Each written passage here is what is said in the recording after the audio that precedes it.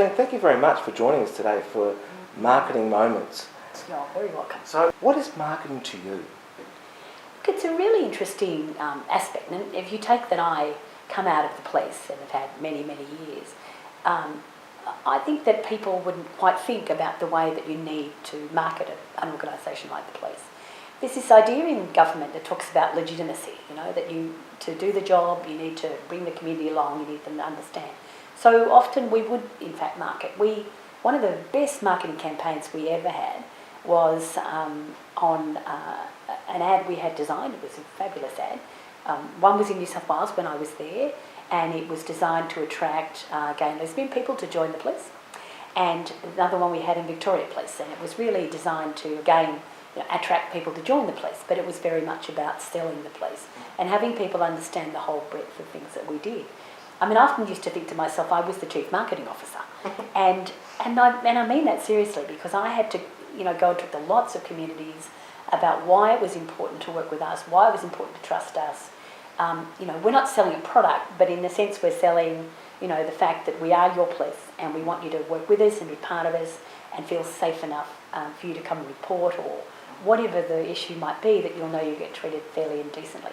So I think the marketing was really important. The other thing we did was ran studies to understand, to try and convince people. And one of the lessons, you in marketing know, is that if it's one bad story, then they'll tell 10 people, and if it's a good story, they tell a lot less.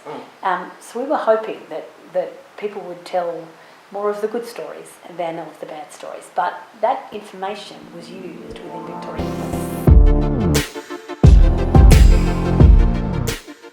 Thank you very much, Christine. So, we all hear the term corporate social responsibility. So do you believe organisations need to play a more active role in corporate social responsibility? Absolutely. I think it's fundamental about how the organisation sees itself. It's about how people in it see that, yes, we're in this bank, or we're in this mining company, or we're in this government organisation. That we need to be thinking about what we're doing as well in the community. And I learned a lot through the bushfires. Yep. I watched many companies come to us, Linfox, that came and gave us millions of dollars worth of support. And I'm not sure they called it corporate social responsibility. Lindsay Fox is not quite like that. He didn't call it that, but that's what it was. Yeah. And then we had NAB, who came and worked with a community and forgave loans and did a whole series of things. So I think these days, recognising that responsibility. Now, whether the responsibility is about the environment as well and about clean energy, whether it's about fair practices, all of those things, I think a company has to understand its role as a citizen in this country and in any other country. And so I'm really keen to see more of that done, and I watched the difference it made to people's lives in the bushfire recovery. But I've seen it also.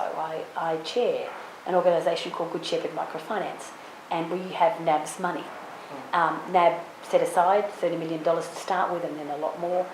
And NAB, sees that as part of their responsibility to provide loans, not themselves, but through another agency, through Good Shepherd Microfinance, to people who are poor for no interest.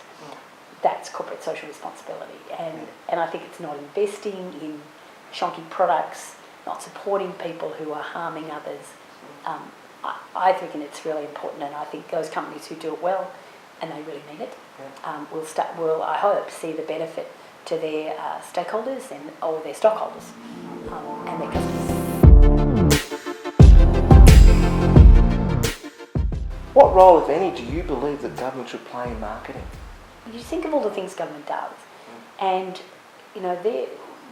people would sort of, some people in government wouldn't quite call it marketing, but it is about marketing their policies, marketing, why their decisions they've made, are really relevant. I was having a discussion this morning about the desal plant, and the consultant who was talking to me about it said, if you've never seen a worse case of marketing, in your life, nobody really thought about how you would sell that product of the desal plant.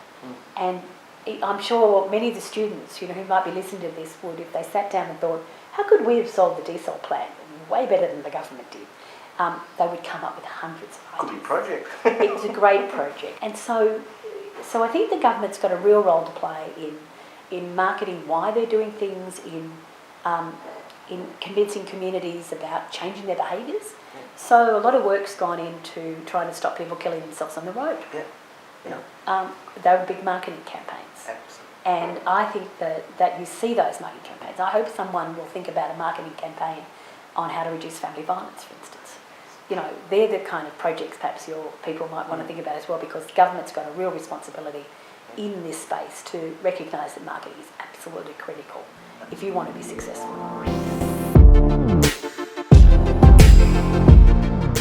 Thank you very much for that, Christine.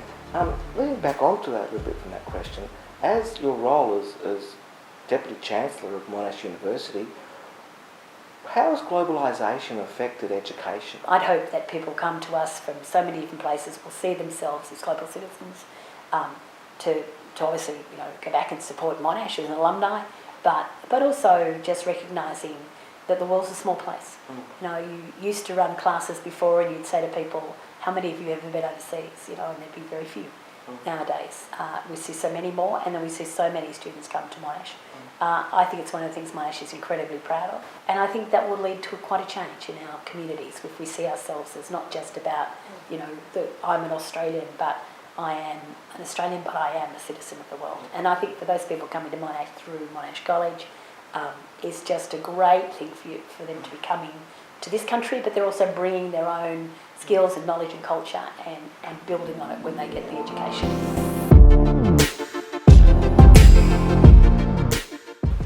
Technology plays a critical part in business today. So what role do you think technology will play in the future?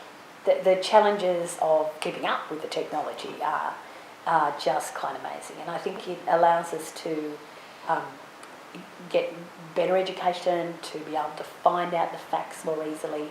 I suppose it democratises in many ways the knowledge, whereas it used to be held by certain small numbers of people. I think that it's far more accessible, and I think in terms of education, I've just been writing some stuff lately, and I remember the old days for me of having to go to the library and having to dig out the reference. You know, it's so much easier these days. What's one bit of advice you give marketing students going out into the world today? Doing a subject of marketing, you know, gives you a lot of knowledge and a lot of skills that can be applied in very many different ways.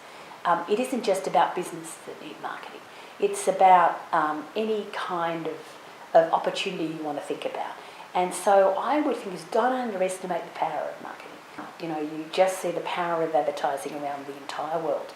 And I think that sort of advertising piece of it is part of it, but getting to the gist of how you get people to change behaviour, how you get people to do something different, whether it's buy something or it's just behave in a different way, in many ways relies on marketing. So don't underestimate the power of marketing. The final piece about that is about you, is in many ways you're a product. What you present to the world, what you present to an employer is very important. You need to be confident about what you're saying to them, about your skills and your capacities and your desires. You need to be prepared when you go for those interviews, but a confidence is really important. If you sit there, then, you know, it's going to be really hard for people to know how smart you really are and why I should hire you. So marketing yourself, maybe even writing a plan about what your marketing plan will be for you. What kind of a product are you selling?